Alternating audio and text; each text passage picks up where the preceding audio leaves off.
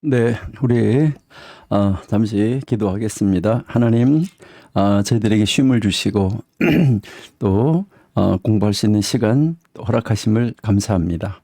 계속해서 공부할 때에 하나님이 저희와 함께 하시고 하나님이 친히 선생님이 되어 주셔서 가르쳐 주옵소서. 예수님의 이름으로 감사하며 기도드립니다. 아멘. 네, 15장 우리부터 계속 공부하시도록 하겠습니다. 네, 15장은 이제 1절에서 3절 보시면은 이제 15장 1절에서부터 3절을 여러분 이제 성경 펼쳐놓고 따라가시면 베레스 우사에 비극이 있은지, 그러니까 그런 비극적인 사건이 있은 다음에 이제 3개월이 지났어요. 3개월. 그러니까 이제 13장에서 이제 교회를 운반해 오려고 그러다가 거기서 우사가 죽는 이런 비극이 있은 다음에 이제 3개월이 지난 다음에 다윗이 이제 이 3개월 후에 이제 이 다윗이 다시 이제 시도를 하는 것이죠. 그러니까 이제 이 교회를 이제 수도 예루살렘으로 가져올 준비를 하게 됩니다. 근데 이번에는 이제 먼저 하나님의 법을 상고한 다음에 준비하는 것을 이렇게 볼 수 있어요. 이번에는 이제 집이 아닌 먼저 장막을 준비하고 그것이 그 율법에서 발견한 하나의 모범이었기 때문이에요. 그래서 이 장막은 이스라엘의 이 출애굽 기간 동안에 사용한 것과 똑같은 형태로 아마 만들어졌을 것이다. 이렇게 보시면 되는데, 그렇지만 이 성막과 그 기구들이 솔로몬 시대까지 기본에 있었던 것으로 볼 때 교회가 다윗의 장막에 온 유일한 그러한 성물이었다. 이렇게 이제 보시면 돼요. 자, 그러면 이제 이 4절부터 우리가 15절까지 한번 보시면은 이제 그 다음에 이제 이 다윗이 레위 가문의 그 사람들, 레위 가문의 그 우두머리들을 이제 소집을 하는 것이죠. 그러니까 대제사장이었던 사독, 그 다음에 아비아달도 이 자리에 이제 불려오는 것을 볼 수가 있죠. 이제 이 괴가 모세가 하나님의 말씀을 쫓아서 가르쳐 준 대로 올바른 사람, 올바른 방법으로 옮겨지게 되는 것을 볼 수 있어요. 그래서 이번의 노력은 뭐 하게 되는 거죠? 성공하는 것을 우리가 볼 수 있죠. 예, 그 다음에 이제 16절에서부터 29절까지 여기서 우리가 보면 이스라엘의 이 훌륭한 이 시인이 이제 이 즐거운 찬양에 이 음악 정성을 들여서 준비해서 귀에 따라오도록 만드는 거죠. 어떤 사람들은 노래를 부르고 어떤 사람들은 악기를 연주했었어요. 다윗은 비파, 수금 연주에 맞추어서 즐거이 막 춤을 추게 되는 것을 볼 수 있죠. 즐거이 뛰고. 그래서 모두가 다 기뻐했습니다. 그런데 이 행복한 이 교향악에 불협화음이 하나가 있었어요. 여러분 잘 아시죠? 정말 이 모든 것이 다 어우러져 가지고 하나님 앞에 너무너무 감사하고 이렇게 행복해 하고 있는데 거기에 불협화음으로 끼어든 사람 하나가 있었는데 이게 다윗의 아내 미갈이죠. 이 다윗의 아내 미갈이 조롱하고 있었던 정말 이 안타까운 모습 우리가 읽어볼 수 있어요. 너무너무나 안타까운 것이죠. 우리는 이러한 이 모습을 보면서도 우리가 많은 교훈을 배울 수 있어요. 자, 그러면 이제 우리 16장으로 가보면 16장 1절에서 이 3절은 괴가 장막에 딱 놓여지자마자 뭐부터 합니까? 제사를 드리죠. 그러니까 번제는 이제 이 의식적으로 가능한 그 예배의 가장 기본 표현, 그리고 이제 그 기초이고 기본이고 최고의 제사. 그러니까 예배하는 데 있어서 아침 상번제, 저녁 상번제. 상번제라는 말은 항상 드려지는 제사라는 것이죠. 그래서 이 번제는 의식적으로 가능한 한 예배의 최고의 표현이었다. 이렇게 보시면 돼요. 그리고 그것이 불길에 의해서 온전하게 번제로 이제 불에 태워지는 거잖아요. 그래서 이제 이 연기가 피어올라서 결국 하나님께서만 이제 그것을 연락하시는 이런 장면으로 이어지는 것을 볼 수 있죠. 그리고 이번에 여기에서 또 드려지는 이 다른 제사는 화목 제사였었어요. 이것은 모두가 다 이 분깃을 취하는 유일한 이 레위인의 제사였었죠. 기름과 콩팥은 제단에서 하나님께 드려지고 나머지 부위는 제사장에게 돌려지고 그 나머지는 그 제사를 드리기 위해서 제물을 가진 사람에게 되돌려줘서 하나님 앞에서 그 가족들과 친구들과 함께 나누어 먹는 제사였었잖아요. 그러니까 이 화목제는 여호와 하나님과의 이 사귐 그리고 하나님으로부터 말미암은 이 좋은 것들을 함께 나누는 것을 상징하는 것이죠. 그러니까 여기서 이 화목제와 번제는 절기와 이 엄숙한 행사에 있어서 절대적으로 빼놓을 수 없는 그런 제사가 번제와 화목제입니다. 정말 이 교회를 옮겨오는 이 날은 온 이스라엘에게 절기와 같은 그런 날이었었다 하는 것을 알 수가 있어요. 그래서 그들 모두가 다 집으로 돌아가기 전에 모든 이 식물을 선물로 받는 이 모습을 우리가 볼 수 있어요. 한번 읽어보실까요? 예, 이스라엘 무리 중 남녀를 막론하고 각 사람에게 떡 한 덩이와 야자 열매로 만든 과자와 건포도로 만든 과자를 하나씩 나누었더라.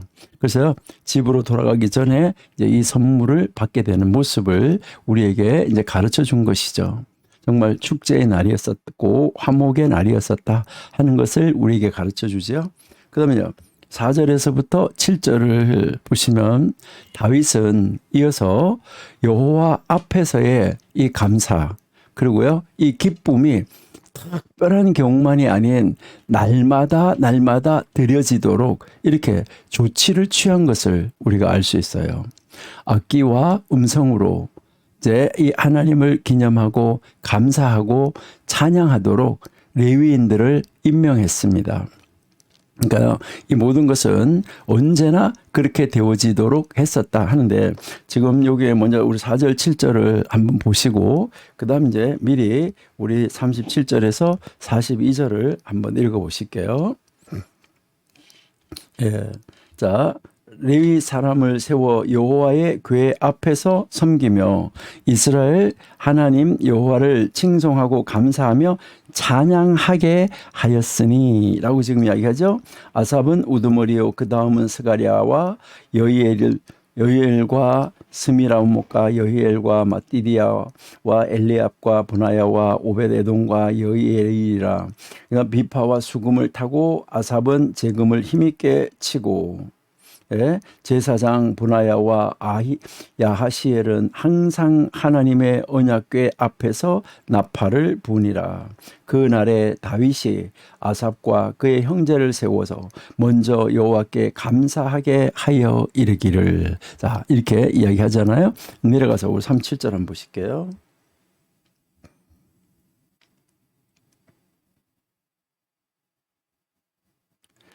다윗이 아삽과 그의 형제를 여호와의 언약궤 앞에 있게 하며 항상 그 궤 앞에서 섬기게 하되 항상 날마다 그 일대로 하게 하였고 그래서 오벳에돔 그의 육체 그의 형제 68명과 여두둔의 아들 오벳에돔과 호사를 문지기로 삼고 자 이렇게 하잖아요.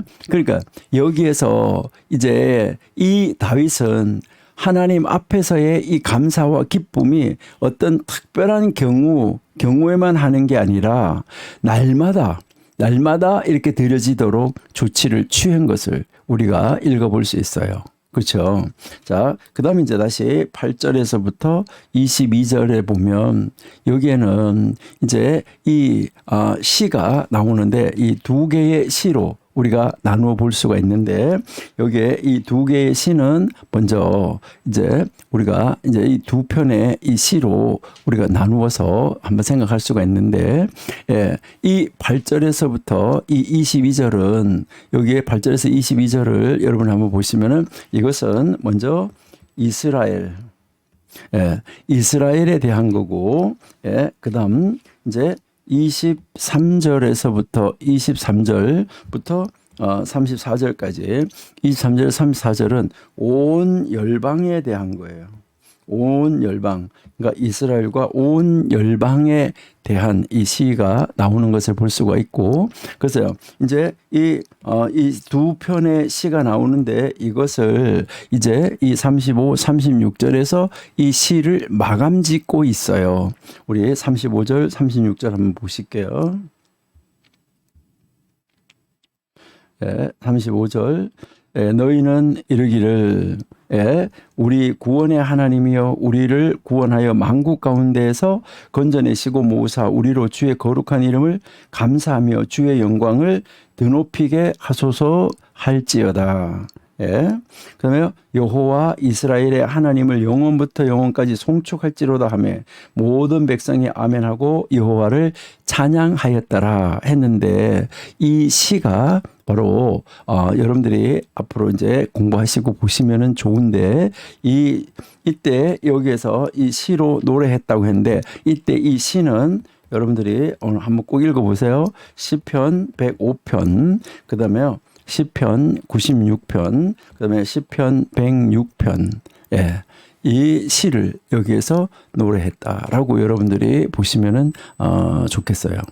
예, 그 다음 이제 이 8절에서 이 22절에서 이스라엘 백성이 그 하나님의 위대하심을 노래하고 하나님의 이 얼굴을 구하라는 이런 권면을 듣게 돼요. 바로 그들은 그 행사, 다시 말해서 그분이 과거에 행하신 하나님이 과거에 행하신 놀라운 이 일들을 기억하고 이 하나님과의 언약, 그 하나님이 그의 그 조상들에게 하신 무조건적 약속들을 지금 기억하고 있는 것을 우리가 볼 수 있어요. 그 다음 이제 23절, 34절에 이 노래가 나왔었는데 이제 온 세상으로 이 전망을 쭉 넓혀가면서 이 시는 바로 이 시인이 여호와의 영광에 대해서 말하라고 모든 사람들에게 하나님의 영광에 대해서 말하라고 막 촉구해요. 그래서 하나님을 경외하는 것은 창조주 하나님이신 그 하나님께 합당한 자세다. 그래서 영광은 존귀와 능력과 위엄과 그 이 모든 능력이 바로 그 하나님께 합당한 것이다. 그래서 우리는 그 합당하신 그분께 모든 영광을 돌려야지 된다 하는 것이죠. 여기서 이 기쁨은 그 하나님의 세계를 붙들고 다스리시는 하나님이신 그 하나님께 정말 합당한 노래이고 찬양이다. 이것을 이제 가르쳐 주는 것이죠. 그 다음 이제 아까 우리가 얘기했던데 이 35절, 36절에 이 마감 기도는 바로 아까 이야기했던 우리 시편 106편 또 뭐 96편, 105편 이렇게 되는데 우리 35절, 36절을 다시 한번 읽고 시편 다시 한번 볼게요. 자, 35절 16장 35절 너희는 이르기를 우리 구원의 하나님이여 우리를 구원하여 만국 가운데서 건져내시고 모으사 우리로 주의 거룩한 이름을 감사하며 주의 영광을 드높이게 하소서 할지어다.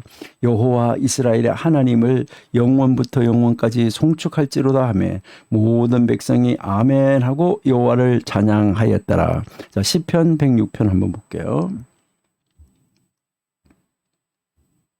자, 시편 106편 47절 한번 볼게요. 자, 47절 여호와 우리 하나님이여 우리를 구원하사 여러 나라로부터 모으시고 우리가 주의 거룩하신 이름을 감사하며 주의 영예를 찬양하게 하소서. 여호와 이스라엘의 하나님을 영원부터 영원까지 찬양할지어다.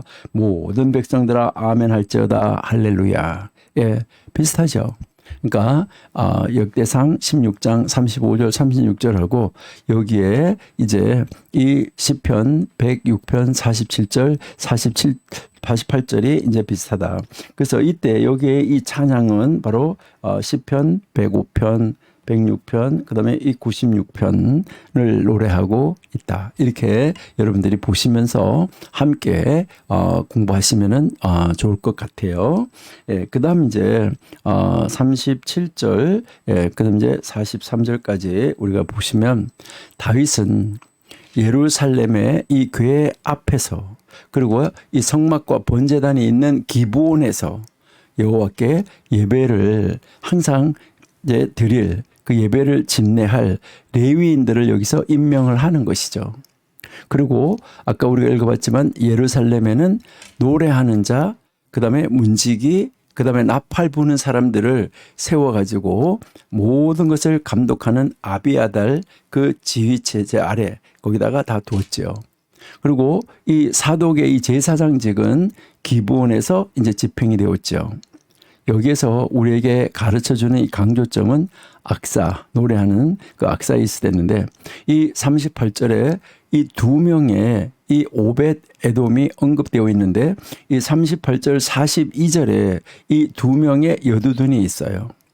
이제 이 괴가 시온에 안치되었기 때문에 온 백성이 이제 집으로 돌아갔고 다윗도 그의 집에 축복을 선포하려고 이제 돌아가는 이 장면을 우리가 볼 수 있습니다.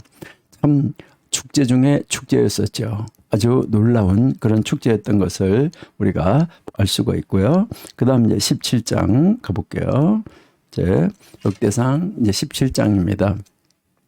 이 역대상 17장은 다윗의 이 성전 건축에 대한 열망, 그 열망을 가지고 하나님께 기도했을 때 하나님이 너가 아니고 너의 아들에게로 주겠다, 짓도록 하겠다라고 넘겨주시는 하나님의 응답, 이 장면이 지금 17장에 나오는 내용입니다. 그러니까 다윗은 하나님 앞에 성전을 건축하겠다고 하고 그러는데 하나님이 안다라고 이야기하고 너 아들로 하여금 건축하게 하겠다라고 말씀을 하신 것이죠. 그래서 우리는 이 17장을 이제 이 세 부분으로 한번 나누어 볼 수 있는데 이제 이 첫 번째 부분은 이제 다윗이 하나님에게 이제 이 성전을 지어서 하나님 앞에 봉헌하고 싶다고 하나님께 아뢰는 것이죠. 그러니까 이제 이 다윗이 자기의 이 소원을 이제 하나님 앞에 지금 이제 기도하는 것이죠. 이제 기도하고, 예, 그 다음, 이제 이 두 번째가 이제 3절에서 15절까지인데 하나님이 다윗에게 집을 지어주겠다. 그러니까 하나님이 이 다윗한테다가 집을 지어주겠다라고 이제 말씀을 하시는 집을 지어주기로 결정을 하고, 그 다음 이제 마지막 세 번째가 이제 16절에서 27절까지 여기에서 우리가 이렇게 보면 다윗의 그 기도에 대해서 응답하는 이제 다윗이 이제 기도하고 거기에 대해서 응답을 하는 이 모습을 우리가 볼 수가 있는 것이죠. 이것은 여러분들이 이제 이 사무엘하 이 7장하고 함께 읽으시면은 아주 좋다. 이렇게 이제 보시면은 돼요. 그러니까 이제 여기서 이제 이 다윗이 이제 다시 기도하는 장면으로 이어지는 것을 볼 수 있어요. 자, 그러면 이제 우리가 다시 한번 이제 보시면 이제 이 17장 이제 한번 보시면은 이제 1절에서부터 이 4절까지를 우리가 한번 먼저 보시면 다윗은 이 언약궤가 장막에 있는데 자기는 사치스러운 집에 사는 것이 마음이 불편하다. 이것을 나단 선지자에게 말을 하지요. 그러니까 그가 여호와의 그 전, 하나님을 위해서 전을 짓고 싶다라고 하니까 이때 즉시 나단은 뭐 하는 거예요? 자기가 생각해도 좋다. 이렇게 이제 이야기를 하지요. 그런데 그때 이제 이 하나님이 나단에게 나타나서 아니다라고 이것을 바로잡아 주시는 것이죠.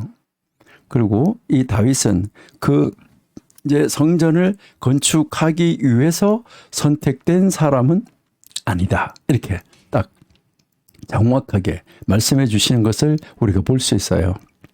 그리고 이제 5절, 6절에서 하나님의 교회는 영원한 집에, 영구한 집에 한 번도 있어 보지 않았다. 언제나 장막에 있었다. 또한 그때까지도 하나님이 그런 집을 지으라고 명령하지도 않았다. 이렇게 하는 것이죠. 그래서 다윗은 후에 그의 아들 솔로몬에게 여기에 이제 언급되지 않은 한 가지 사실을 알려주는 것이 있어요.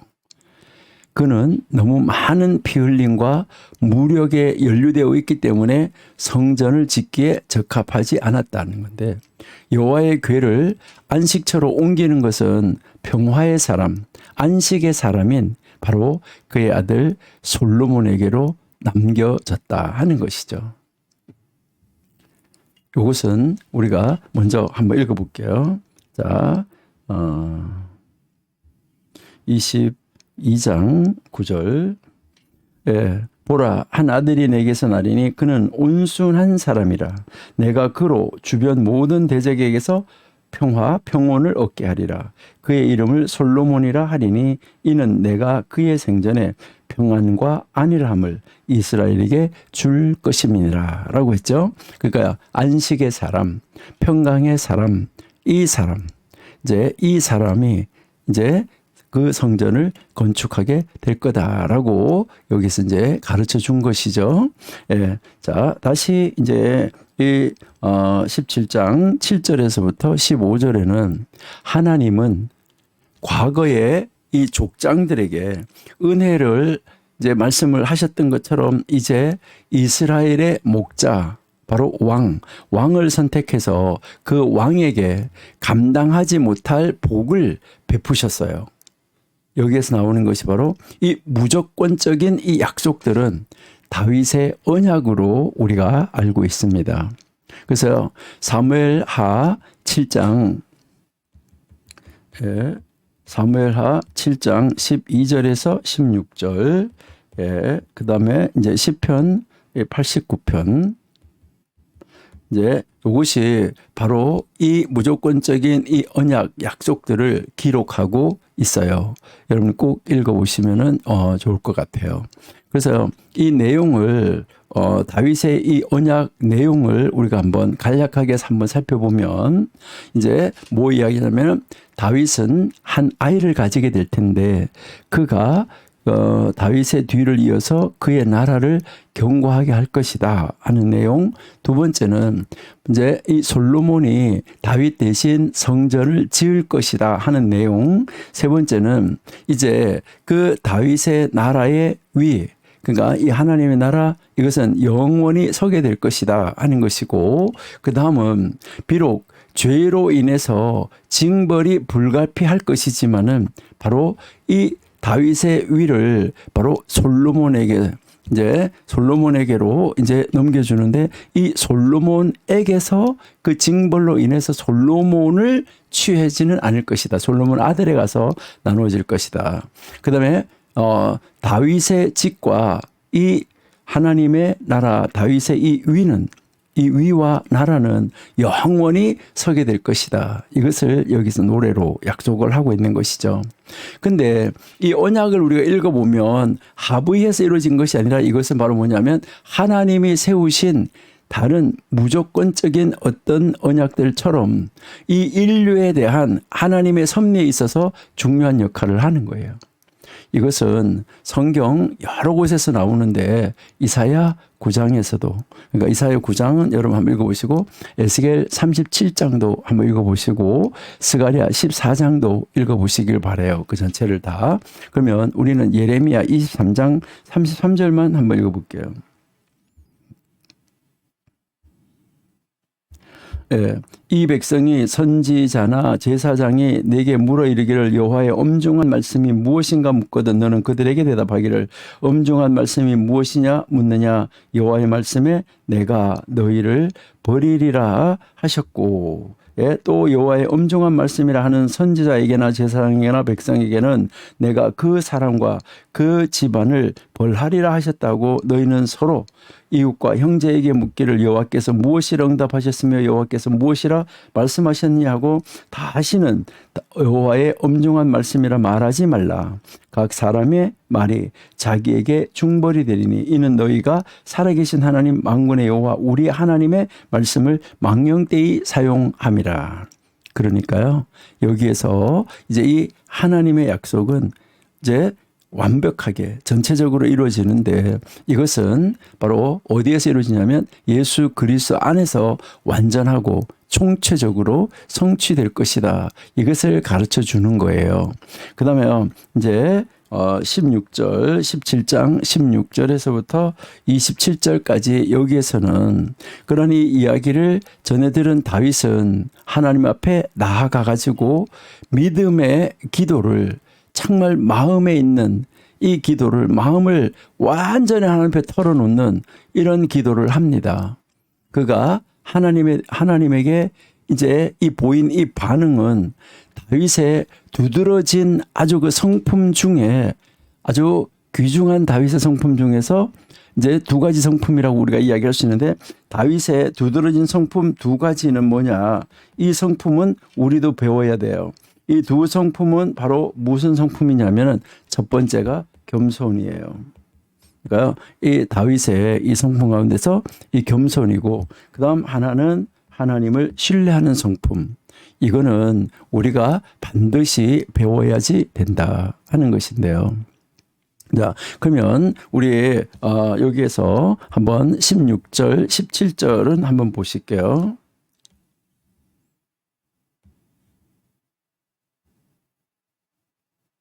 예.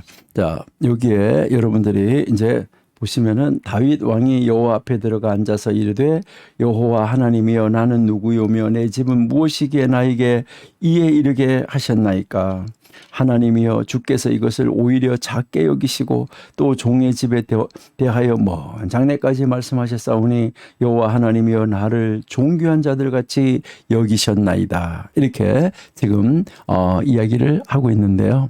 자, 여기에서 우리가 한번 생각할 수 있는 것은, 여러분들이 아시는 이제 그 노예 매매상이었다가 후에 복음 전도자가 된 존 뉴턴을 감동시켜 가지고 자비로우신 하나님이라는 이 유명한 찬송시를 짓게 했어요.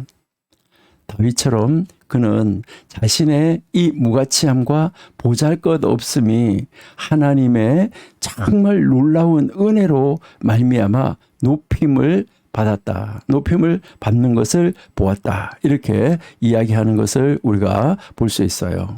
그러니까 우리도 하나님 앞에 이 다윗의 성품을 담는 것 굉장히 중요하다. 그러니까 우리도 언제 어디에서 무슨 일을 하더라도 이 다윗의 성품을 닮아서 우리는 오직 겸손한 자세로, 그리고 오직 하나님만을 신뢰하는 자리로 나아가는 이런 우리들이 되어야지 된다 하는 것을 우리가 알 수 있어요.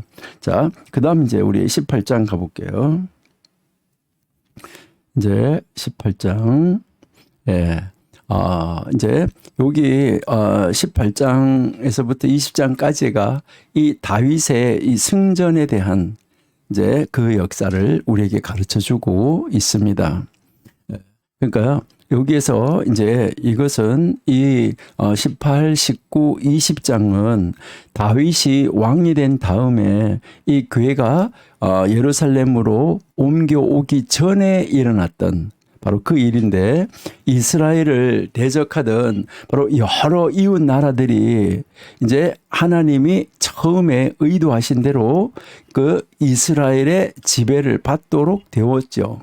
그때까지 이 이스라엘은 죄와 불순종으로 말미암아 정복하기로 이미 의도되었던 이 나라들의 지배를 받고 있었다는 거예요.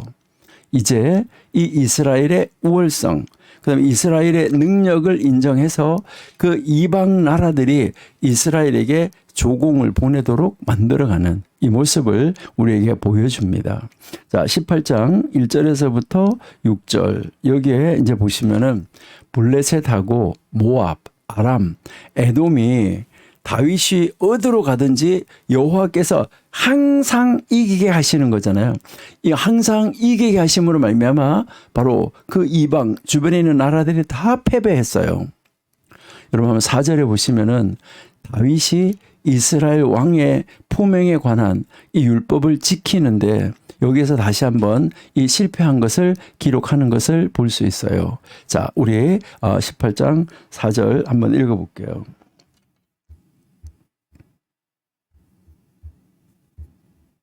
예. 예, 다윗이 그에게 그래서 병거 1000대와 기병 7000과 보병 2만 명을 빼앗고 다윗이 그 병거 100대의 말들만 남기고 그 외의 병거의 말은 다 발에 힘줄을 끊었다. 이렇게 이야기하잖아요. 예, 여기에서도 아까 우리가 이야기한 대로 이제 그 다윗이 왕이 되면 부인을 많이 두지 말고 병거를 많이 두지 말고 이런 것을 다 하라고 했던 거, 여기에서 부인을 많이 두는 것도 신명기 17장의 사건에서 실패한 것이고, 또 여기에 이제 그 많은 군사를 거느리는 것도 실패한 것이다 하는 것을 우리가 알 수가 있죠. 그렇죠? 예. 그러니까요. 여기 이제 앞에서는 아까 부인을 많이, 또 여기서 뒤에서는 지금 많은 말을 두었다라고 지금 이야기하고 있잖아. 그렇죠? 자, 그러면 이제 7절에서부터 다시 이제 11절 여기에는 보면 이제 많은 부를 지금 얻게 돼요. 다윗은 각종 금, 은, 놋, 이 기구를 하닷 에셀의 이 신복들에게서 취하해서 하나님께 드려서 후에 이 솔로몬이 성전을 짓는데 이것을 사용할 준비를 하는 것을 우리에게 가르쳐 주고 있어요. 그럼 12, 13절을 보시면 이제 이 12, 13절은 아비새가 죽인 18,000명, 이 사람들은 바로 사무엘하 8장 13절에 나오는 이 구절에서 다윗의 공로로 이것을 돌리는 것을 우리가 볼 수 있죠.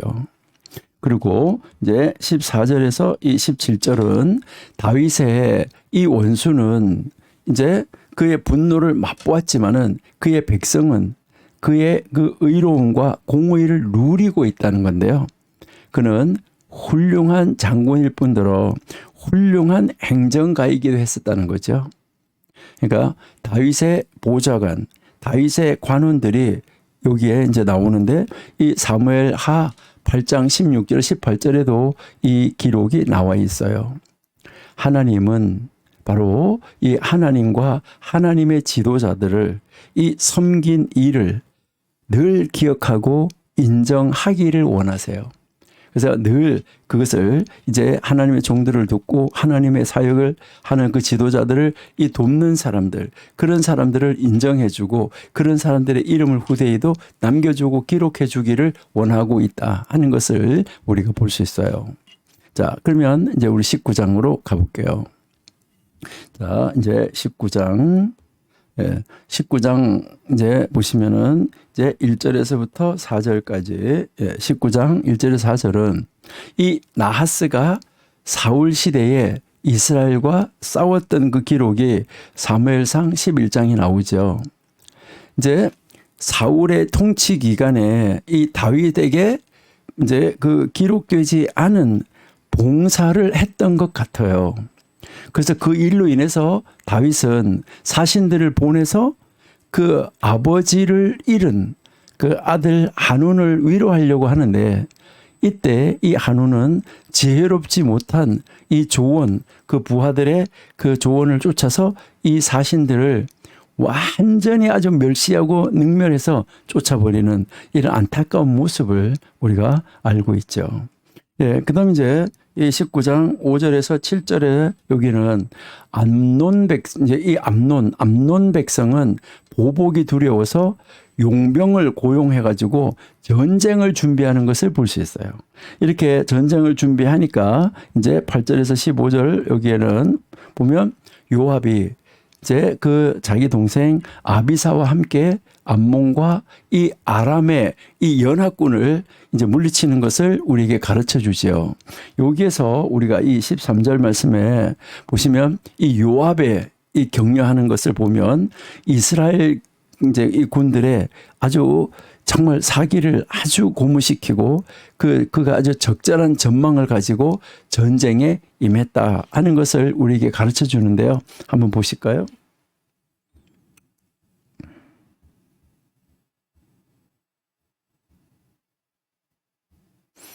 13절 너는 힘을 내라.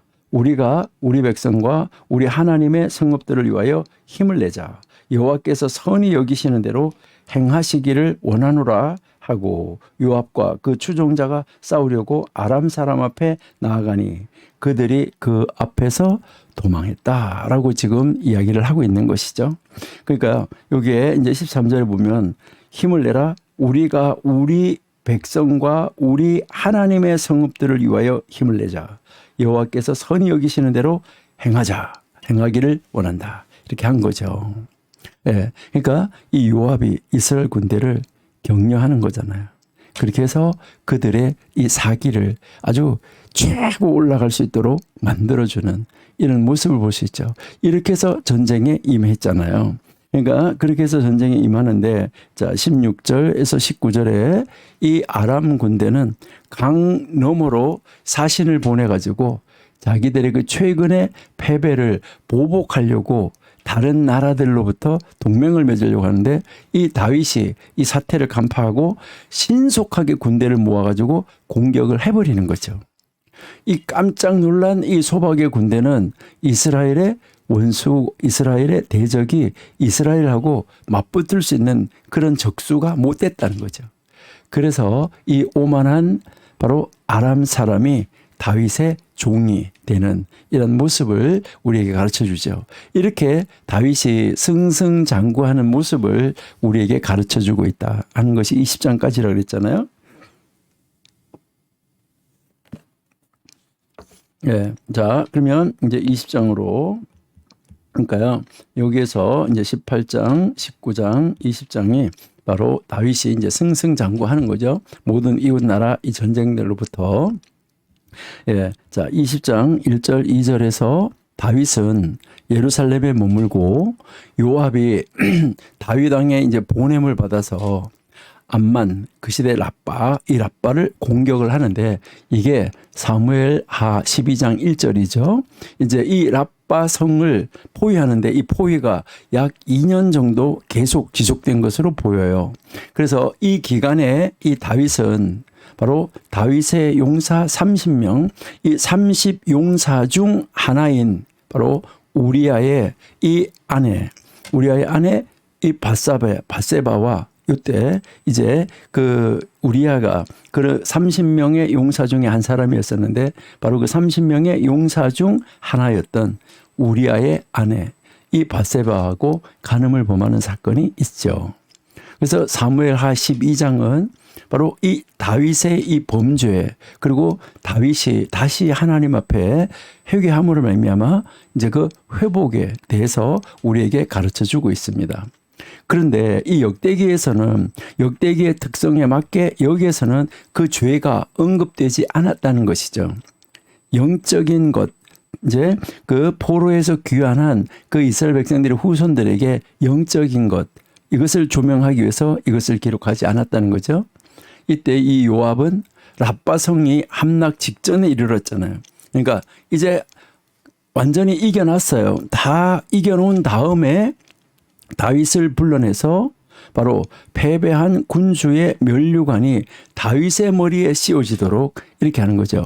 그러니까요. 정말 위대한 장군이죠.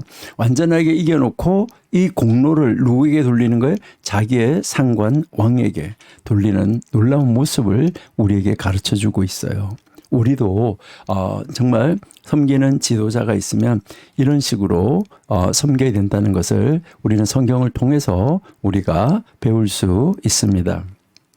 그다음에 이제 3절 보시면 이제 이 군사들만 가리킨데 여기서 이제 이렇게 우리가 한번 보면은 이제 이 히브리어로 한번 읽어보면 이게 좀 불분명하기 때문에 그 백성이 강제 노역에 동원되었다라고도 옮길 수도 있다. 그렇게 하는데 이것은 사무엘하 12장을 여러분이 한번 참고해 보시면 좋을 것 같아요. 그러니까 여기서는 우리가 군사들만 가리키고 있다라고 보시면 좋아요.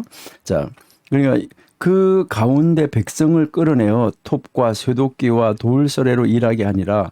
다윗이 암몬 자손의 모든 성읍을 이같이 하고 다윗이 모든 백성과 함께 예루살렘으로 돌아오리라. 이렇게 되는데 이것은 군사들만을 이야기한 것이다. 이렇게 보시면 좋겠고요.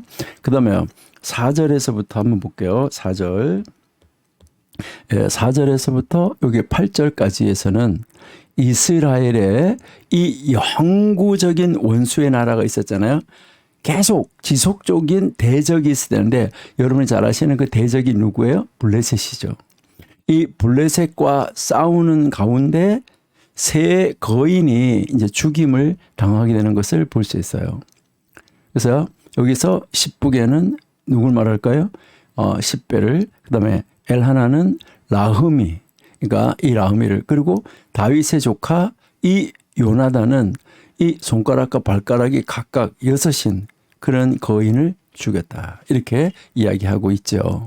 그래서 다윗의 이 종들은 이제 이 키도 굉장히 컸었지만 하나님이 그들의 편인 까닭에 전쟁을 할 때마다 그 전쟁할 때마다 이 가드의 거인들이 그 가드 사람들은 다 컸잖아요. 그리고 뭐 발가락도 많았잖아요. 이런 사람들이 다 힘에 겨워했다는 거예요. 그들을 두려워했다는 거예요. 여러분, 우리는 크신 하나님이 우리 편이기 때문에 우리에 비해서 키가 크고 손가락이 많고 어떤 능력을 가지고 그런 사람일지라도 우리의 능력을 벗어나는 사람일지라도 우리는 두려워할 필요가 없어요. 하나님의 이 전능하심에 비교할 때 뭐 손발에 하나씩 더 붙은 가락 이것이 무슨 힘을 가하겠습니까? 키가 나보다가 한 자 더 큰 거 이게 무슨 힘을 가할 수 있느냐라는 것이죠. 하나님이 우리 편이시기만 하면 되는 거예요. 하나님이 우리 편이시면은 언제나 승리할 수 있다 하는 것을 우리에게 가르쳐 주고 있습니다. 이렇게 이제 18장에서 20장까지가 이렇게 다윗이 모든 전쟁에서 승리하는데 결국 하나님이 이 모든 승리를 이루어 주시는 것, 이것을 우리에게 가르쳐 주고 있습니다. 이제 21장으로 가보죠. 이제 21장. 이제 21장은 이제 정말 우리가 없었으면은 참 좋았을 그런 사건이죠. 여기에 이제 이 인구조사가 나오는데 이 인구조사로 인해서 결국은 이제 이 재앙을 당하게 되는 안타까운 모습을 우리가 읽을 수 있어요. 이것은 여러분들이 이제 성경을 공부하실 때 이제 성경 공부하실 때 이 사무엘하하 24장 이제 함께 읽으시면은 좋아요. 처음에 이 다윗이 백성들의 이 수를 조사한 그 죄 배후에 누가 있었는가? 이건 분명하지 않아요. 이 사무엘하는 여호와께서 이스라엘을 진노하사, 그러니까 그 여호와께서 이제 이스라엘 때문에 진노해서 치려고 다윗을 감동시켰다는 거죠. 그래서 다윗을 충동시켰다는 거죠. 다윗을 충동시켜 가지고 그 숫자를 계수하게 만들었다라고 말을 하고 있어요.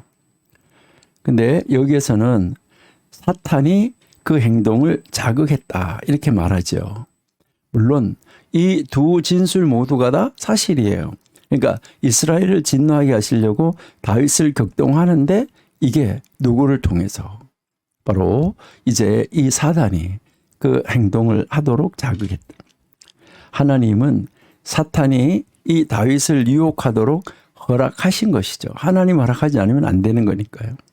하나님은 악을 짓지는 않았어요. 악을 만들지는 않으셨어요. 그런데 이 악을 허락해서 하나님의 정하여 놓으신 목적을 이루도록 하기는 하신다. 그러니까 악을 허락을 해서 그 하나님이 정해 놓으신 하나님의 목적을 이루어 가시기는 한다는 말이에요. 여기 이 21장에 이 정말 이 내용, 이 인구조사 이것은 안 했으면 좋았을 것인데 그러나 하나님이 이스라엘 백성들을 다루기 위해서 이렇게 하신 것으로 우리가 볼 수 있다는 거죠. 예, 그러면 우리 한번 보세요. 1절에서부터 7절 21장 1절에서 7절에 보시면은 요압은 처음부터 인구조사를 하는 것을 반대했어요. 이제 이 요압은 정말 훌륭한 사람이었었어요. 왕의 명령을 실행하는데 그렇게 또 최선을 다해서 부지런하지도 않았어요. 왜요? 하나님이 기뻐하지 않는다는 것을 확실하게 알았기 때문이죠. 레위가 여기에 또 포함되지 않은 것은 그 지파가 이스라엘 전체에 유다 전체에 흩어져 있었기 때문에 그 수를 세기가 어렵기 때문일 거예요. 그리고 여기에 이 베냐민이 생략된 것은 그 지파에 이르기까지 그 전에 인구조사가 방해를 받았을 것이다. 이렇게 보면 돼요. 그 베냐민 지파의 숫자를 세기 전에 이 인구조사하는 것이 방해받았을 것이다. 이제 이렇게 보시면 되는데요. 우리 한번 성경 한번 보실게요. 우리 27장을 먼저 한번 보실게요. 자, 27장 24절. 스루야의 아들 요압이 조사하기를 시작하고 끝내지도 못해서 아직 끝내지 못했다는 거죠. 그 일로 말미암아 진노가 이스라엘에게 임한지라 그 수요를 다윗 왕의 역대지략에 기록하지 아니하였더라. 자, 이렇게 했는데 그래서 여기에서 이 베냐민 지파가 나오지 않는 이유는 아직까지 그 인구조사를 다 이렇게 해가고 있는데 베냐민 지파에까지 가지 않고 거기서 방해를 받아서 이제 중단됐다는 거죠. 그러니까 이 백성들을 계수하면서 이제 이 출애굽기 30장 12절에 명령한 대로 이 하나님이 말씀하신 이 속전을 거두지도 않았어요. 그러니까 이 다윗의 이 불순종 그리고 그 아주 겸손했던 이 다윗이 여기에서 잠시 교만한 모습을 우리에게 보여주고 있어요. 그래서 이 다윗의 이 잠시의 불순종과 이 교만이 심각한 결과를 초래하는 것을 우리가 볼 수 있습니다. 그러니까 여기에서 우리가 이제 이 인구조사를 하는 것, 인구조사를 했으면 뭐 해야 될까요? 이제 속전을 거둬야 되는데 그것도 안 했었다는 것이죠. 우리 출애굽기 30장 12절을 한번 보실게요.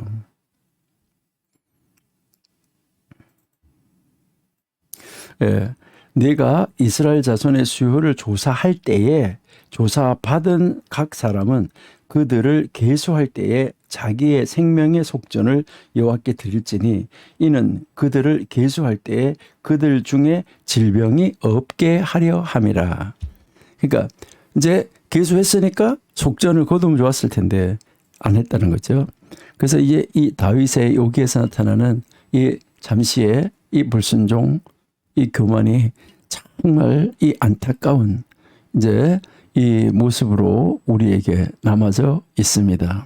자, 그 다음 이제 8절에서부터 15절 보시면 여기서는 다윗이 비록 큰 범죄를 했지만 신속하게 다윗은 뭘 하는 거죠? 죄를 자백하죠. 하나님 앞에 자신을 딱 낮추는 것을 볼 수 있어요. 여러분, 우리도 여기에서 다윗을 통해서 배워야 되는 것은 언제나 우리의 자신을 딱 낮추는 것. 그러니까 내가 잘못해서 혹시 교만해질 수도 있고 혹시 하나님 말씀에서 벗어날 수 있는데 그때 이걸 깨닫는 즉시 하나님 앞에 납작 엎드려야 된다는 거죠. 근데 그래서 하나님이 그 다윗의 잘못에 대해서 이제 벌을 내리시는데 여기서 이제 택하라. 너가 택하라라고 이제 이 다윗이 하나님으로부터 제안을 받게 되잖아요. 그래서 이 다윗은 하나님께서 자비하시고 은혜로운 분이라는 것을 알기 때문에 이제 다른 사람의 손에 빠지는 것보다가 하나님의 손에 빠지겠다라고 선택을 하지요. 그래서 그 역병이 멈추기 전에 정말 엄청난 숫자가 죽죠. 7만 명이나 죽임을 당하는 이런 안타까운 모습을 우리가 볼 수 있어요. 우리가 이 성경을 읽으면서 이렇게 보면 그 형벌이 참 가혹해 보이기도 해요.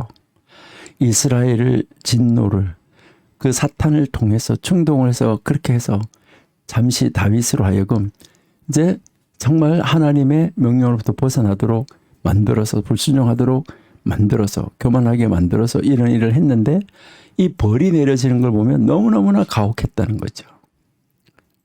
우리는 모두가 다 이제 연약하지요. 그리고 우리는 모두가 다 우리 주변을 둘러싸고 있는 우리 죄악, 이 죄악에 너무나 연약하지요. 다윗은 정말 일반적으로 겸손했는데 여기에서는 이 사단의 그 오랜 그 수건이죠. 사단의 수건인 이 교만에 빠지면은 하나님을 멸망시킨다는. 그래서 거기에 이 꾀임에 빠지고 마는 거죠. 여기에 이제 그 다윗은 그 다윗의 백성의 수를 자랑했는데 하나님은 그 수를 늘리는 것이 아니라 그 자랑하는 그 수를 늘려주는 것이 아니라 감소시키는 조치를 취하신 것이죠. 여러분, 우리가 자랑하는 것을 우리에게서 취하여서 우리를 약하게 하고 우리를 낮추시는 것이 얼마나 합당한 섭리인가, 이것을 깨달아야 돼요. 그래서 우리가 낮아질 때 하나님은 우리를 높이시는 것입니다. 이것을 여러분이 역대기 보시면서 하나님이 왜 이런 것은 기록했을까? 이런 것은 기록하지 않으면서 이것을 여러분이 보시면서 우리가 정말 하나님 앞에 바르게 세움을 받을 수 있는 자리로 나가는 우리가 되어야 되겠다. 그래서 우리도 이것을 바라보면서 이제 언제 우리가 어디에서 무엇에 걸려 넘어질지 모른다는 것이죠. 참 안타까운 모습인 겁니다. 자, 우리 이제 16절에서 이제 17절 이 두 절 말씀은 다윗이 눈을 들자 눈을 들어 보니까 무서운 광경이 보인 거예요. 여호와의 이 사자가 칼을 딱 빼든 채 그의 그 사랑하는 예루살렘을 딱 가리키고 서 있는 거예요. 다윗이 어떤 중요한 죄나 불순종에 빠졌을 때 이 보인 반응은 대부분 이제 성도들의 반응보다가 이 신자들의 반응보다가 정말 뛰어난 이런 모습을 볼 수가 있는데 다윗이 어떻게 이 자기 자신의 잘못을 바로 잡았는지에 대해서 우리는 한번 생각해 보셔야 돼요. 그러니까 자기가 잘못을 했는데 이 잘못한 것을 바로 잡는다는 것이죠. 여기에서 다윗이 자기의 잘못을 바로 잡는 이 요점이 한 4가지 정도인데 우리 이것을 한번 찾아보면 참 좋겠다 하는데 이 4가지가 있는데 첫 번째, 다윗은 자신의 죄를 깊이 누이신다. 그러니까요, 다윗은 이제요 이 자신의 이 죄를 아주 깊이 뉘우친다 하는 겁니다. 그리고요 깊이 뉘우치고 아주 간절하게 무엇을 비는 거죠? 용서를 빌었다 하는 거. 이것을 우리가 알 수 있어요. 그러니까 언제나 이제 이렇게 했다는 거죠. 다윗은요.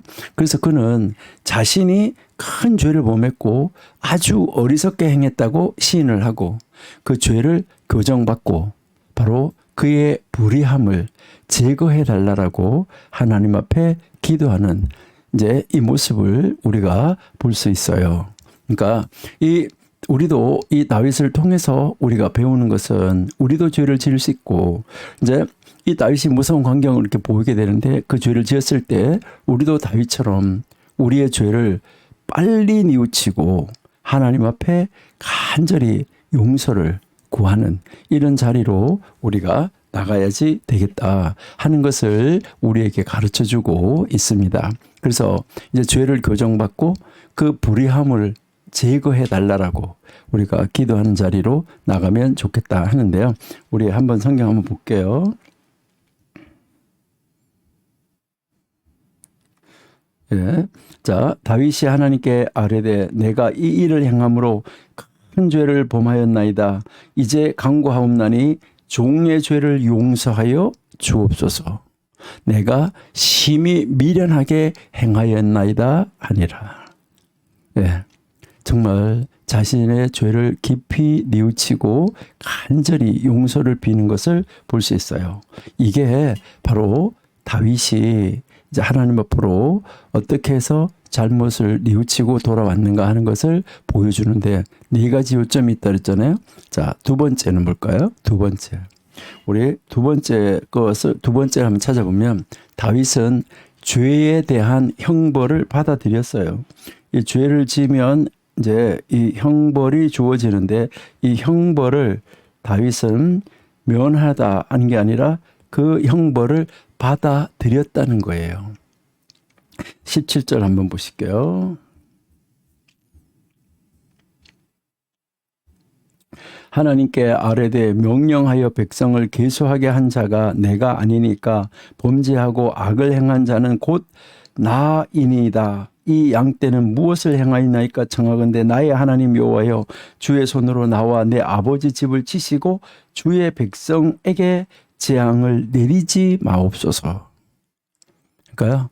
여기에서 형벌은 내가 지었으니까 백성은 치지 말고 나의 집을 이렇게 하라 라고 나와 내 아버지 집을 치시고 라고 지금 이야기하잖아요. 그러니까 내가 하나님께 범죄한 것에 대해서 하나님이 회초리를 들으셨으면 그 회초리를 제가 받겠습니다. 내가 죄인이니까 하나님 나만 회초리로 때려주세요. 그러니까 하나님 백성들은 징계하지 말아주세요. 놀라운 것이죠. 그러니까 자기의 죄를 그 벌을 자기가 받겠다는 것이죠. 그러니까 나에게 이제 이 형벌을 주시고 백성들은 용서해 달라. 정말 놀라운 이제 다윗의 모습을 우리가 볼 수 있어요. 그다음에 또 이제 우리가 세 번째 우리 한 가지 찾아보면 이제 다윗은 하나님의 은혜에다가 하나님의 은혜로우심에 자기를 맡기는 거예요. 그러니까 하나님이 자기가 죄를 지은 거를 다윗이 자기가 죄를 지은 거를 하나님이 알고 하나님이 이제 자기 다윗에게 분노하실 줄을 알면서도 자기 자신을 조금도 학대하지 않아요. 하나님께서는 긍휼이 힘이 크시니까 내가 하나님의 손에 빠지기를 원합니다. 라고 이야기하죠. 여기 13절이잖아. 그렇죠? 예, 우리 13절. 예, 다윗이 갓에게 이르되 내가 공경에 빠졌도다. 여호와께서는 긍휼이 심히 크시니 내가 그의 손에 빠지고 사람의 손에 빠지지 아니하기를 원하나이다 하는지라. 예. 그러니까 선한 사람은 혹 하나님이 자기 자신에게 노할지라도 하나님을 좋게 생각하는 거죠. 여러분, 여기서 우리가 배워야 되는 것은 하나님이 내가 죽는 자리에 나를 내보낼지라도 내가 그 죽는 자리가 우리는 생각할 때 나쁜 자리고 그 자리가 참 억울한 자리 같이 느껴지지만은 그 자리가 내가 정말 죽음의 자리로 나갈 때 가장 나쁜 자리고 나에게 있어서 내가 생각할 때는 최악의 자리 같지만은 우리가 몰라서 그렇고 하나님이 보실 때는 그 자리가 나에게 있어서 가장 좋은 자리이기 때문에 하나님이 거기에 내보내신다. 이런 믿음이 우리에게 있어야 된다는 거예요. 여러분, 여기에서 우리에게 가르쳐 주는 것은 바로 하나님이 나를 죽이실지라도 나는 하나님을 신뢰할 것입니다. 이것이 우리에게 있어야 되는데 우리에게 정말 이러한 이 신앙이 있는가? 이것을 여러분 한번 생각해 보시면은 이 다윗을 통해서 역대기 이 말씀을 통해서 우리가 큰 것을 우리가 정말 놀라우신 하나님의 역사를 배울 수 있다 하는 것이죠.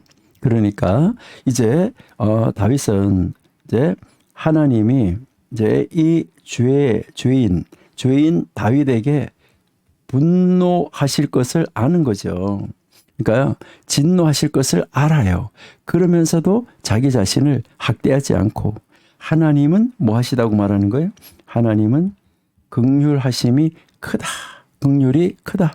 그래서 나는 하나님의 손에 빠지겠다. 그러니까 하나님의 손에 빠져서 맡기겠다 하는 거. 그래서 그가 나를 죽는 자리에 내어줄지라도 나는 그 하나님을 신뢰할 거다. 정말 훌륭한 신앙이에요. 그 다음에 네 번째, 하나님의 다윗의 이런 모습 우리가 보고 우리가 아는 대로 그렇게 하셨다는 거죠. 이제 네 번째 보면 이제 이 다윗은 백성들에 대한 깊은 관심을 가지고 있어요. 다윗은 자기가 벌을 받지 백성이 벌을 받는 거 안 된다는 거죠. 그러니까 자기가 다스리는 이 백성을 향한 뭐가 있는 거죠? 의무. 그러니까 자기가 왕으로서 이 백성을 보호해야 될, 그러니까 보호자라는 거. 그러니까 왕이 이 보호자라는 거. 그리고요, 이 백성을 뭐 해야 된다는 거죠? 지키는 자라는 거. 그러니까 이 백성들을 지켜야 된다는 것을 알고 있는 거죠. 그래서 여기에서 우리에게 보여주는 것은 다윗은 이 백성들에게 엄청난 관심을, 아주 큰 관심을 가지고 있다는 것을 알 수 있어요.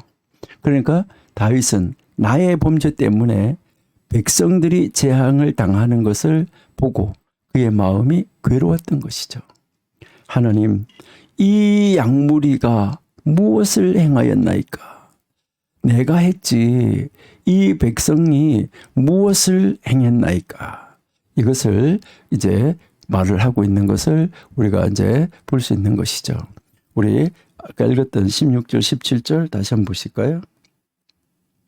다윗이 눈을 들어 보매 여호와의 천사가 천지 사이에 섰고 칼을 빼어 손에 들고 예루살렘 하늘을 향하여 편지라. 다윗이 장로들과 더불어 굵은 배옷을 입고 얼굴을 땅에 대고 엎드려서 하나님께 아뢰되 명령하여 백성을 계수하게 한 자가 내가 아니니까 범죄하고 악을 행한 자가 자는 곧 나니이다. 이 양떼는 무엇을 행하였나이까? 청하건대 나의 하나님 여호와여 주의 손으로 나와 내 아버지의 집을 치시고 주의 백성에게 재앙을 내리지 마소서 하니라. 예. 참 이 다윗의 이 놀라운 모습 우리가 볼 수 있는데 우리도 이제 하나님 앞에서 이런 이 다윗의 이 성품, 이런 이 모습을 우리가 배우면 좋겠다 이렇게 생각합니다. 그래서 우리도 정말 하나님이 기뻐하시는 자리에 늘 설 수 있는 하나님의 뜻을 이루는 자리로 나가는데 언제나 하나님의 손에 빠져 있는 자, 하나님의 손에 잡혀 있는 자, 하나님의 마음에 있는 자. 그래서 우리 마음에 하나님이 있어가지고 우리 마음에 있는 하나님이 원하시는 대로 우리가 하나님의 일을 이루어갈 수 있는 자 될 수 있기를 정말 우리 소망합니다. 예, 계속해서 21장 18절부터 보시면 21장 18절에서 26절까지 여기에서 보면 하나님께서는 이제 이 선지자 갓을 통해서 여부스 사람 이 오르난의 타작마당을 얻어서 거기에서 단을 쌓고 제사를 드리라고 다윗에게 지시하라라고 이제 말을 하고 있는 것을 볼 수 있죠. 여기에 여부스 사람 오르난이라고 그러는데 이제 사무엘 하에서는 아리우나의 타작마당이라고 이렇게 나와 있죠. 바로 이 오르난은 즉시 그 땅을 다윗에게 선물로 드리겠습니다. 하죠? 다윗은 결코 그것을 공짜로 하지 않겠다는 이 값을 지불하겠다는 거예요. 여기서 여러분들이 생각하시는데 하나님 앞에 제물을 드리는데 값싼 것으로 해서는 안 됩니다. 반드시 이제 하나님 앞에 드리는데 좋은 것으로, 이제 반드시 하나님 앞에 드리는데 대가를 주고 사서 드리겠다는 거예요. 우리 24절 한번 읽어볼게요.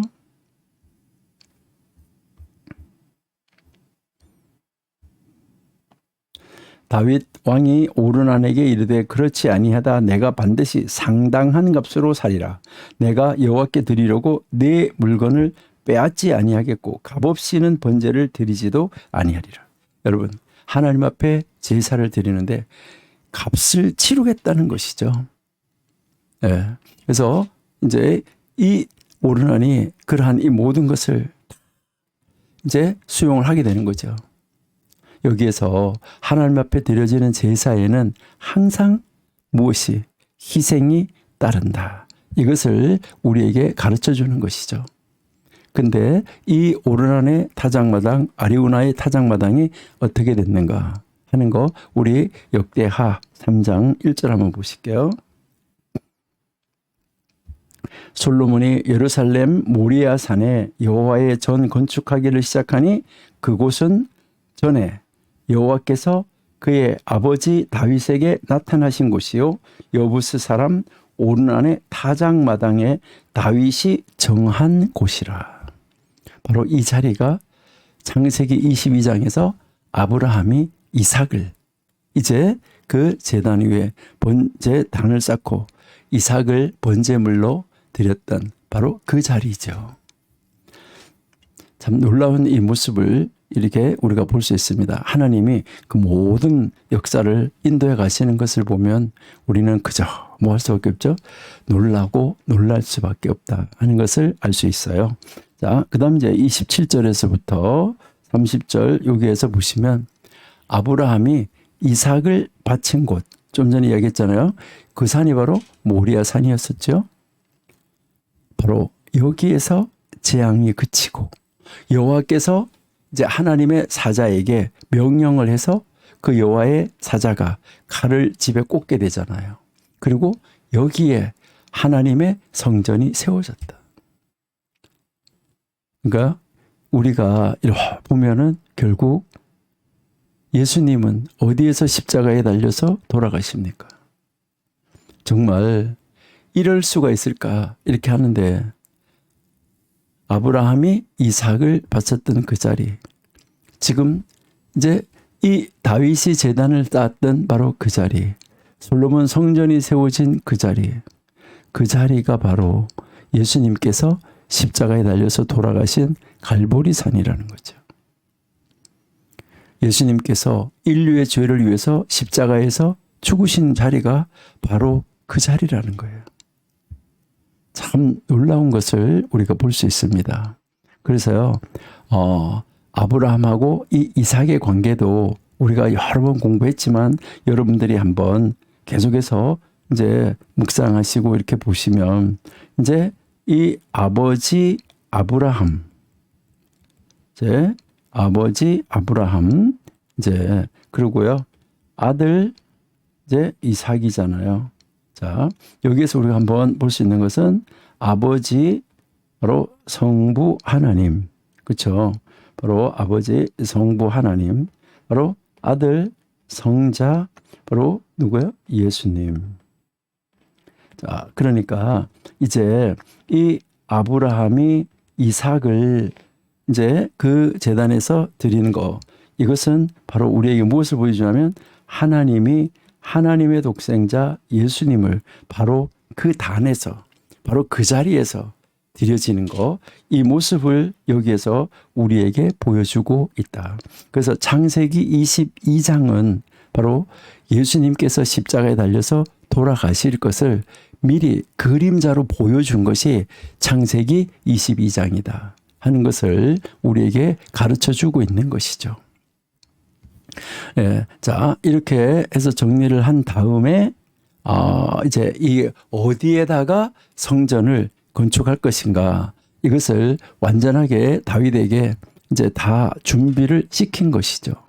그래서 이제 마지막으로 이제 우리 가서 22장에서 26장 이제 여기에 역대상 22장에서 26장을 보면 다윗이 이제 그 자리에 이제 앞으로 건축할 자리가 된다는 거, 이것을 하고 그다음 그 건축을 위해서, 성전 건축을 위해서 준비하는 작업을 하는 것이 이제 22장에서 26장이다 하는 것을 알 수 있어요.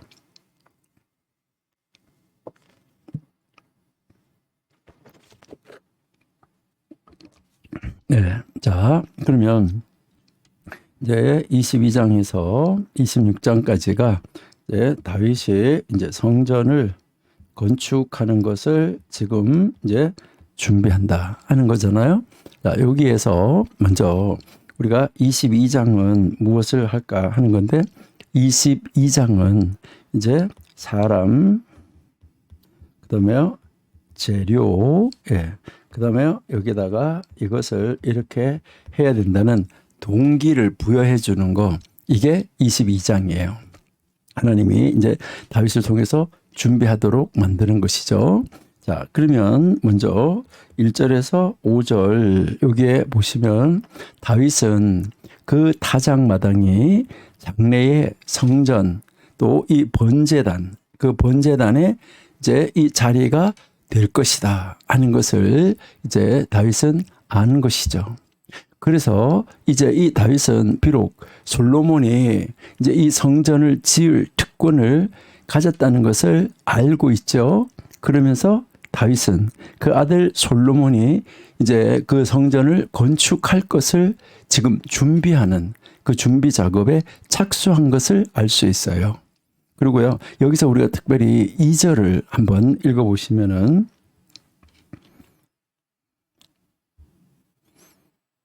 2절.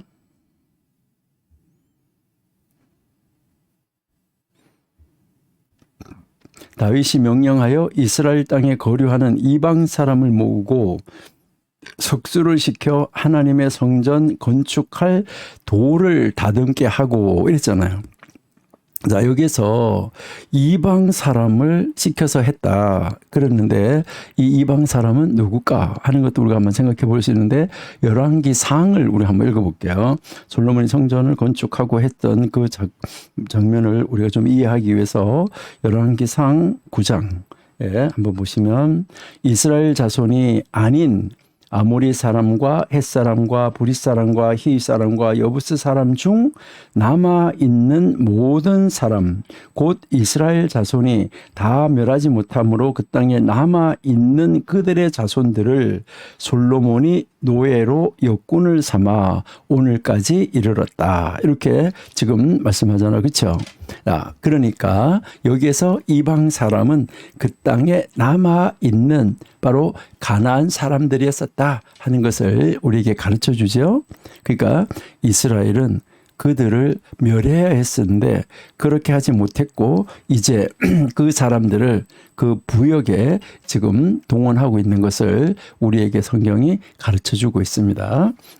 그다음에 이제 6절, 6절에서부터 13절 여기에 보시면은 다윗은 자신이 성전을 이제 건축하겠다라고 소원했던 것, 그리고 자기 자신이 피 흘린 사람이기 때문에 그 일에 적합하지 못한다는 것, 그리고 하나님께서 그의 아들 솔로몬이 하나님의 전을 지을 것이라고 약속하였다는 것, 이 모든 것을 지금 뭐 하는 거죠?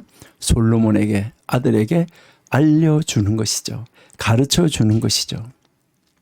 그래서 다윗은 여호와 하나님께서 솔로몬과 함께해서 지혜와 이 총명을 허락하실 것을 간구하고 하나님의 법을 순종해라 라고 아들 다윗에게 지금 당부하는 이 모습을 우리가 6절에서 13절까지 해서 읽을 수 있어요. 그 다음 이제 14절에서 16절 보면 다윗은 이 성전 건축을 위한 재료, 그리고요 이 사람들을 이제 예비해놨다라고 이제 솔로몬한테 말을 하는 거죠. 여기서 우리 모든 우리 기독교인들이 귀를 기울여야 할 충고가 있는데, 그 충고가 바로 뭐예요? 너는 일어나 일하라 여호와께서 너와 함께 계실지로다. 이게 다윗이 솔로몬에게 하는 말이지만은 우리 지금 현대를 살아가는 우리 기독교인들에게 하는 말입니다. 그러니까 너는 일어나서 일하라. 여호와께서 너와 함께 계신다. 자, 우리 한번 보시도록 할게요.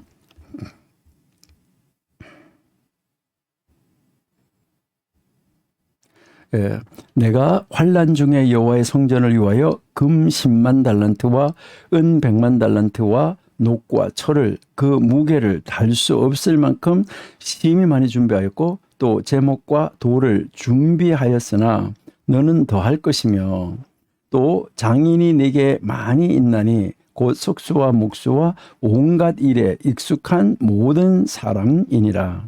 금과 은과 녹과 철이 무수하니 너는 일어나 일하라. 너는 일어나 일하라. 여호와께서 너와 함께 계실지로다. 여러분 일어나십시오. 여러분 일하십시오. 하나님께서 여러분과 함께 하십니다. 지금 이제 이 솔로몬이 성전을 건축하는 것처럼 하나님께서 여러분들을 통해서 하실 일이 있기 때문에 하나님은 이 정교도 신학원을 통하여서 여러분들을 지금 준비시키시고 그 일을 하기 위해서 공부하게 하신 줄로 믿습니다.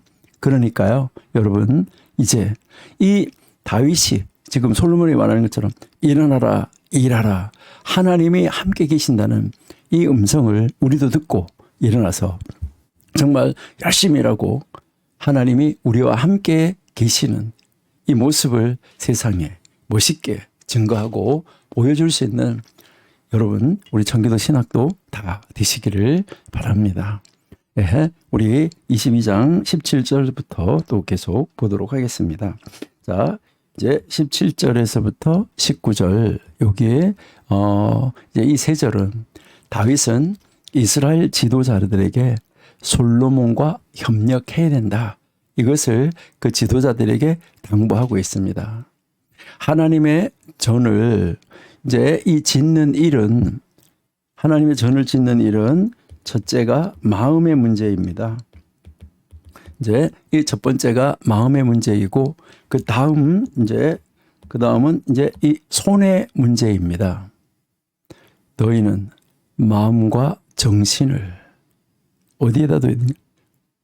여러분 해서 성전을 건축하라. 자, 우리 한번 읽어볼게요. 다윗이 또 이스라엘 모든 방백에게 명령하여 그의 아들 솔로몬을 도우라 하여 이르되 18절 너희 하나님 여호와께서 너희와 함께 계시지 아니하느냐? 사면으로 너희에게 평온함을 주지 아니하였느냐? 이 땅 주민을 내 손에 넘기사 이 땅으로 여호와와 그의 백성 앞에 복종하게 하셨다. 하나님 그렇게 해주셨다는 거잖아요. 자, 19절에 뭐라고 그러죠? 이제 너희는 마음과 뜻을 바쳐서 너희 하나님 여호와를 구하라. 그리고 일어나서 여호와 하나님의 성전을 건축하고 여호와의 언약궤와 하나님의 성전의 기물을 가져다가 여호와의 이름을 위하여 건축한 성전에 드리게 하라 하였더라. 자, 성전을 건축하라라고 지금 가르쳐주고 있는 것이죠. 이렇게 이 다윗이 준비를 해놓은 것으로 지금 마감을 하고 이제 23장 가면 23장 이제 23장에서 26장까지 이제 23장에서 26장까지는 다시 이제 이 성전이 건축되면 그 성전 안에서 일할 사람이 필요한데 출애굽기 40장에서 성전이 완성이 되었잖아요. 이 성막이 완성되어지고 나니까 그 성막이 완성되어진 다음에 레위기가 나와요. 레위기가 나와서 그 성막을 어떻게 사용해야 되는지를 가르쳐 줬잖아요. 지금 여기에 22장까지 해서 성전을 건축할 준비를 다 했어요. 그 다음에 나오는 것은 당연히 그 성전 안에서 그 성전 안에서 하나님의 일을 감당할 사람들의 의무를 가르쳐 주는 것, 이것이 나오는 것이 아주 당연한 거예요. 그러니까 뭐가 나와야 될까요? 그래서 결국은 여기에 이 레위인의 의무가 나오고 있다 하는 것이죠. 그러니까 이제 23장에서 26장은 레위인의 의무에 대해서 우리에게 이제 가르쳐 주고 있는 것을 우리가 볼 수 있어요. 자, 그러면 23장 이제 넘어가서 이제 레위인의 의무를 주는데 무엇부터 가르치는가 하는 것을 우리가 볼 수 있는데, 이 다윗의 통치 만렙이죠. 아주 이 적극적인 봉사 활동을 시작할 수 있는 나이가 30세 이상으로 이 레위인에 대한 인구 조사를 실시해요. 그러니까 30세 이상의 이 레위인에 대한 인구 조사를 이제 실시하게 되죠. 자, 그런데 여기 4절, 5절을 보니까 그 계수된 사람이 이제 이 38,000명의 남자들인데 이것을 네 그룹으로 나누어요. 네 그룹으로. 자, 네 그룹으로 이게 나누는데 이제 이것을 네 그룹으로 이제 나누는데 이 첫 번째 그룹은 이제 성전 감독자로. 그러니까 이제 이 성전 감독자로 이제 세우는데, 이 성전 감독자가 24,000명이죠. 24,000명. 굉장히 이제 많지요. 그 다음에 이제 두 번째로 여기에 세우는 것은 이제 재판관. 재판관으로 이제 세우는데, 이 재판관은 6,000명. 그렇죠? 6,000명. 그 다음에 이제 세 번째 문지기. 문지기를 세우는데 4,000명. 그렇죠? 이렇게 이 4,000명 문지기로. 그다음에 이제 네 번째는 이제 하나님 앞에 그 제사 드리고 예배 드리고 경배할 때 여기에 노래하는 자. 노래하는 자 이 4,000명. 이렇게 이제 세운 것을 우리가 볼 수 있어요. 이 지시는 하나님의 감동을 받아가지고 선지자를 통해서 다윗에게 전달된 것이었어요. 다윗이 스스로 간 것이 아니에요. 우리 역대하 한번 볼게요. 역대하 29장 25절.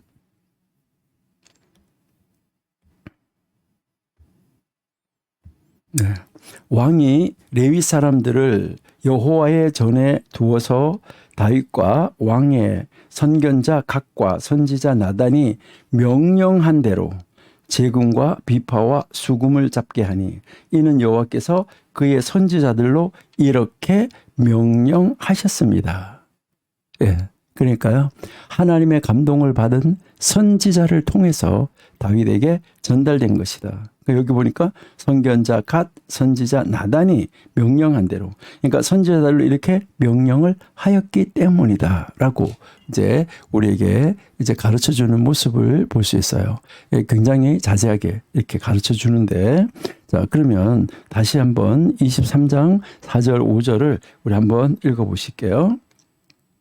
자, 23장 4절에 그 중에 24,000명은 여호와의 성전의 일을 보살피는 자, 6,000명은 관원 재판장, 그 다음에 4,000명은 문지기, 4,000명은 그가 여호와께 찬송을 드리기 위하여 만든 악기로 찬송하는 자들이라. 그러니까 이 모든 것을 이렇게 세우는 것은 하나님이 가르쳐 준 대로 이 일을 하고 있다 하는 것을 우리에게 보여주고 있고 가르쳐 주고 있다 하는 것을 알 수가 있죠.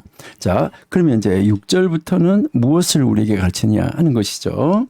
자, 이제 4절 5절을 지나서 6절에서부터 24절까지.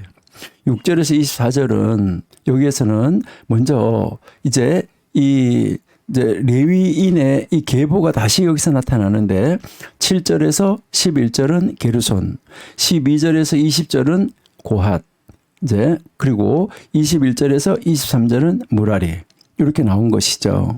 그러니까요. 여기에서 게르손, 고핫, 무라리 이렇게 이 세 아들이 나오는 건데 이제 여기서 이제 이 제사장의 기능은 아론과 그의 아들들에게만 영원히 맡겨진 것이라는 것을 이것도 우리에게 가르쳐 줘요. 한번 보세요.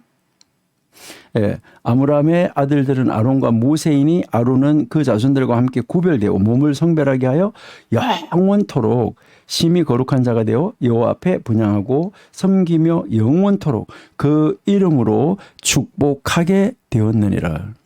자, 그리고 이 향을 피우는 일, 성소와 이 지성소, 여기는 대제사장만 가는 곳이고 제사장이 들어가는 곳이잖아요. 성소는 여기에서 하나님을 섬기는 일, 여호와의 이름으로 축복하는 일, 이것은 제사장들만이 하는 그런 일이었던 것을 우리에게 지금 보여주고 가르쳐주고 있습니다. 자, 그러면 이제 25절부터 한번 보세요. 이제요, 25절.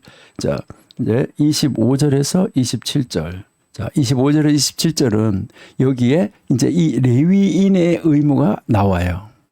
이제 이 레위인의 의무가 나오는데 이제 그들은 더 이상 모세를 통해서 명령한 대로 성막과 이 기구를 운반할 필요가 있나요? 없나요? 그러니까 이제 이 세 자손이 게르손, 고핫, 무라리가 이제 그 성막이 있을 때 이제 그 성막을 맡은 그 임무들이 민수기 4장에 다 나오잖아요. 누구는 뭐를 맡고 누구는 뭘 맡고 이렇게 해서 그것이 다 나왔었는데 이제는 이 성막을 뜯어가지고 다시 옮겨가지고 다시 건설하고 이렇게 할 필요가 없잖아요. 이제는 여기에 한 곳에 다 세워지게 됐잖아요. 그러니까 이제 더 이상 모세가 명령한 대로 그 세 아들들이 이제 이 일을 나누어서 할 이유가 없었다는 거죠. 그러니까 지금 이제 그러기 때문에 이제는 성전이 하나님의 영원한 집이 될 것이기 때문에 그렇다는 거죠. 그래서 다윗은 이 마지막 유언에서 레위인이 봉사할 수 있는 이 최저 연령을 20세로 낮추었는데 이것은 성전 봉사에는 더 많은 힘이 필요했기 때문에 요 나이를 이렇게 낮춘 것으로 우리가 볼 수가 있어요. 자, 그러면 25절부터 한번 볼게요. 자, 25절에 다윗이 이르기를 이스라엘 하나님 여호와께서 평강을 그의 백성에게 주시고 예루살렘에 영원히 거하시나니 레위 사람이 다시는 성막과 그 가운데서 쓰는 모든 기구를 맬 필요가 없다. 이제 메고 또 이제 덮개 같은 것이나 이제 널판 같은 거 이런 걸 다 수레에다가 싣고 옮기고 했었는데 그렇게 할 필요가 없게 됐다. 이것을 이야기하는 거죠. 그래서 다윗의 유언대로 레위 자손이 20세 이상으로 계수되었으니 그래서 이제 28절부터 여기에서 다시 이야기가 나오잖아요.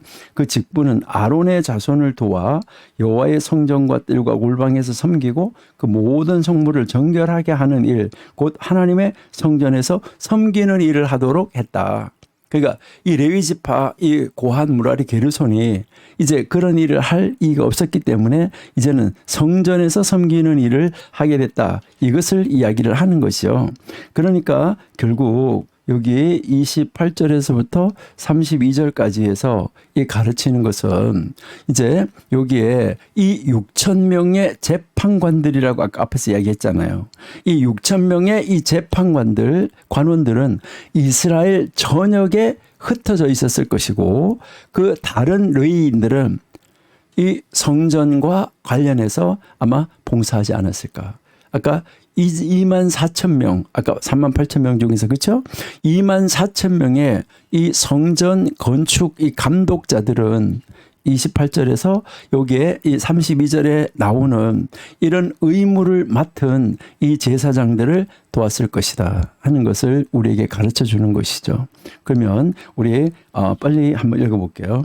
자, 이제 28절에서부터 32절 이게 성전 일을 도우라고 했는데 자, 29절 또 진설병과 고운 가루의 소재물과 무교전병이나 과자를 굽는 것이나 반죽하는 것이나 또 모든 저울과 자를 맡고 아침과 저녁마다 서서 여호와께 감사하고 찬송하며 네, 또 안식일과 초하루와 절기의 모든 번제를 여호와께 드리되 그가 명령하신 규례의 정한 수요대로 항상 여호와 앞에 드리며 또 회막의 직무와 성소의 직무와 그들의 형제 아론 자손의 직무를 지켜 여호와의 성전에서 수종드는 것이더라. 이렇게 해서 이제 이 레위 지파의 임무가 무엇인지 이것을 정확하게 보여주고 가르쳐 줬다. 이렇게 여러분들이 이해하시면 되겠어요.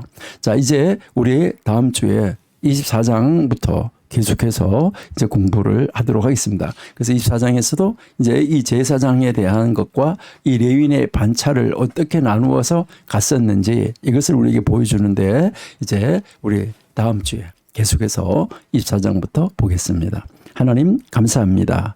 오늘도 함께 하심을 감사합니다. 점심시간부터 마치는 시간까지 함께 해주심을 감사드립니다. 이제 점심 식사하고 또 다음 시간도 아버지께서 함께 해주셔서 이제 하나님의 말씀으로 준비 잘해서 하나님이 우리를 쓰시겠다고 하는 그 자리에서 귀하게 쓰임받는 그런 자리로 나아갈 수 있도록 철저하게 준비하는 우리 청교도 신학도가 되게 하여 주옵소서. 예수님의 이름으로 감사하며 기도드립니다. 아멘.